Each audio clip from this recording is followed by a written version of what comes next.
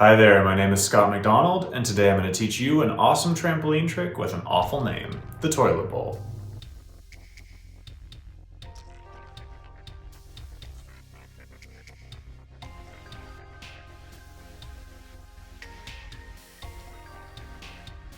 Technically speaking, a toilet bowl is a full twisting flat spin to and from your back, but I find that description to be a little bit misleading. I prefer to conceptualize it as a breakdancing or gymnastics flare in the air. To learn a toilet bowl, you need to be able to do a flat spin, preferably 1.5 flat spins, on your back. When you add a twist, it's going to decelerate the flat spin, so it needs to be really easy for you to get back to square.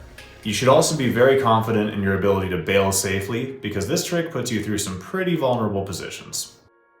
With that said, let's explore how a toilet bowl works.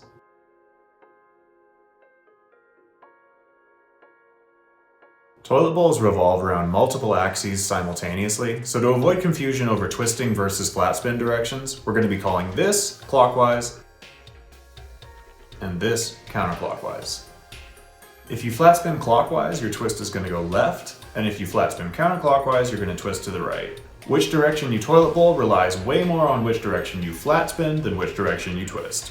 Because you're going to be twisting and flat spinning at the same time, it never actually feels like you wrap for a conventional twist. Instead, you revolve in quarter rotations in both the twist and the flat spin simultaneously, which winds up feeling like you're just orbiting your head with your hips. To make things even weirder, there are actually two different ways you can take off for a toilet bowl. In one method, you kaboom the leading foot of your flat spin and use that to initiate the toilet bowl. For obvious reasons, I'm going to be calling this the kaboom technique. In the other method, you plant the sole of that same leading foot on the trampoline and swing the trailing leg towards it to initiate the flat spin. I first saw this technique used by Russian trampolinists, so for the sake of this video, I'm just going to refer to it as the Russian technique.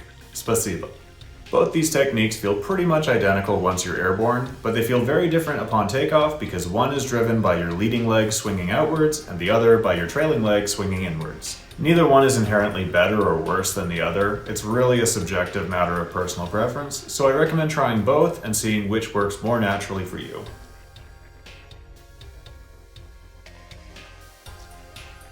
Okay, here's how a toilet bowl works. You're going to start bouncing on your feet, jump to your back and land with your legs straddled, letting the trailing leg of your flat spin land flat against the bed at the same time as your head and torso to avoid kabooming with it. The leading foot of your flat spin, which for clockwise would be right and for counter would be left, can do one of two things. If you're doing the kaboom version, hold up that first leg and leave it straight, then hit the trampoline with your heels slightly after the rest of you touches to do a one-legged kaboom. Tilting your hips slightly away from the kabooming foot will help initiate heel drive as you start the trick. If all goes according to plan, your first foot will rebound aggressively and start swinging around, behind, and slightly above you as if you were doing the back half of a flare to handstand. If you're doing the Russian version, you're going to place the sole of your leading foot flat against the trampoline bed with a bent knee to act as an anchor. Your trailing leg will swing aggressively across and inwards towards your planted shin and then tuck against it. Instead of just swinging enough to get to your planted leg, you want to swing through it. I personally like to swing and then cross my ankles like a munch mill, but you can also do a conventional feet together tuck. With the Russian technique, I recommend either being barefoot or wearing wrestling shoes or grippy socks. You don't want to wear regular socks as these can slip on the trampoline bed, thereby defeating the purpose of having an anchor. Whichever method you choose to use, you want to feel the flat spin being driven by your legs swinging around and simultaneously throwing your shoulders in the same circular direction, so they stay on opposite ends of the circle the whole time. You can scoop your arms like a barrel windmill, pull them to your chest, pull them against your hips, but at the end of the day, the arms are not really necessary to make a toilet bowl work, so the more they stay out of your way, the better. Done correctly, you'll be able to see the trampoline beneath yourself from just after you take off until you land, but if you actively try to look for it too early, your chest is going to lift up and your flat spin will be ruined.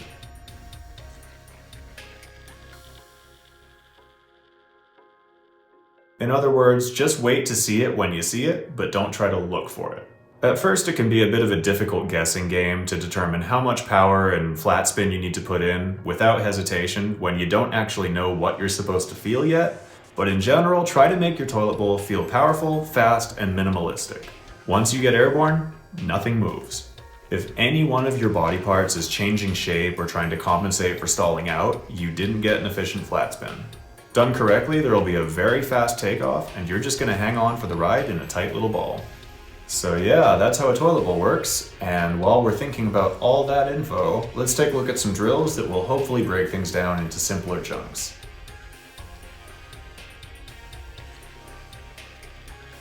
First and foremost, drilling flat spins from your chosen takeoff until they are very consistent and effortless is the most important, useful thing you could possibly do.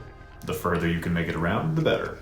I also recommend drilling these extremely low so that you have to rely on an aggressive takeoff and not air time to make it around. If you find yourself wobbling off axis, that's totally fine. Just make sure you're not doing a flip, especially with the kaboom version. Next up, we have a couple drills on floor that will help you simulate the feeling and trajectory of the hip swing. First, lay on your back, spin yourself around while doing a half twist to your stomach, and then continue this motion to return to the start position. Once that feels comfortable, try doing the same motion but starting and finishing in a table bridge, which is quite a lot harder.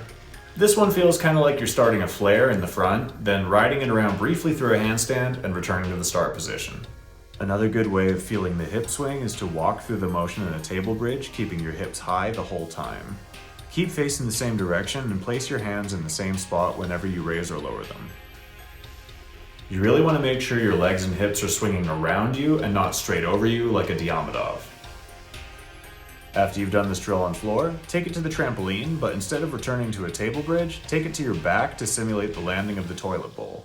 With both the tramp and floor versions, swing your legs and feet low to avoid going too vertical. If you're having trouble feeling out the Russian version, you can also try it on a slippery surface as a way of starting a backspin or a fake windmill like this.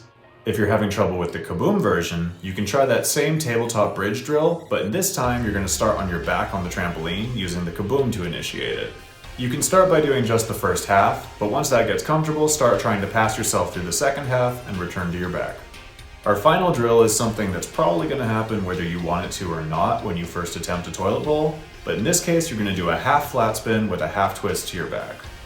This is a good way to start working on the trick, but it feels like much more of a twisting movement than a real toilet bowl. Doing just a half like this also kills your flat spin and makes you lose sight of the trampoline, so once you've done a few, instead I recommend doing a 3/4 and trying to keep your eyes on the trampoline to land on your side.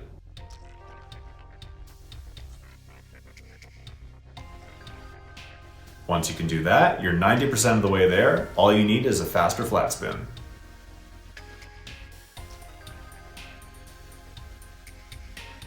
There are a lot of tiny, minute details that can mean the difference between an effortless toilet bowl and landing on your neck.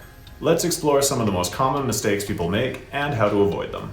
The really big one: if you feel like you're stalling out in the middle of your toilet bowl and you just can't get back around, something went wrong in your takeoff and nothing you do in midair is going to change that.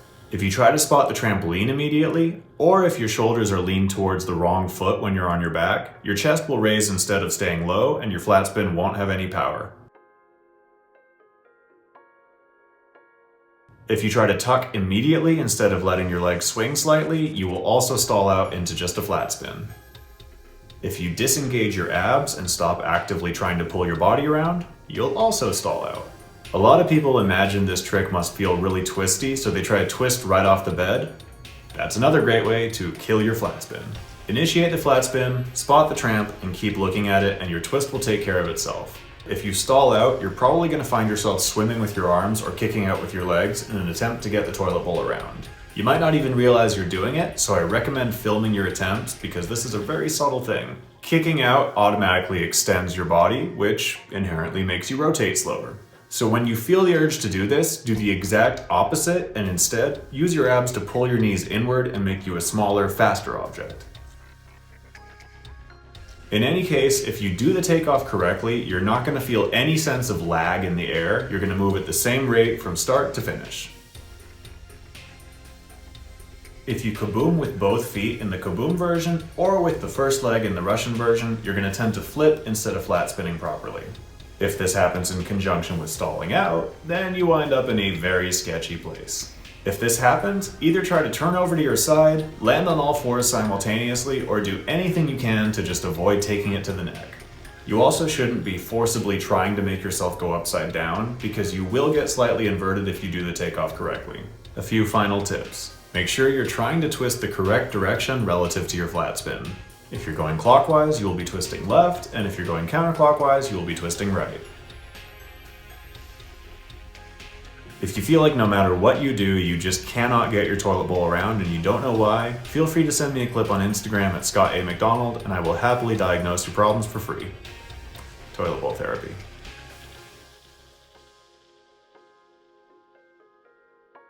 Now that you understand toilet bowls and how to learn them, here are some ways to keep progressing. You can play with variations like grabs, or you can do different shapes like tombstones. You can also add more twists or more flat spin and see what happens. Once you've mastered one of the takeoff styles, you could try learning it with the other method, and you can also try learning it the other direction. Once you can do that, you can also try going back and forth like this. Anyway, I think that's more than enough toilet bowl info for one day. I know it's a lot of information, but I wanted to make sure I covered every single thing because this can be a very tricky trick to learn. I hope I covered everything you need to start training safely and efficiently, but if there's any questions you have or anything I need to clear up, please let me know in the comments below. As always, please check me out on Instagram at Scott A. McDonald. Please like, share, subscribe, and until next time, happy training. Peace.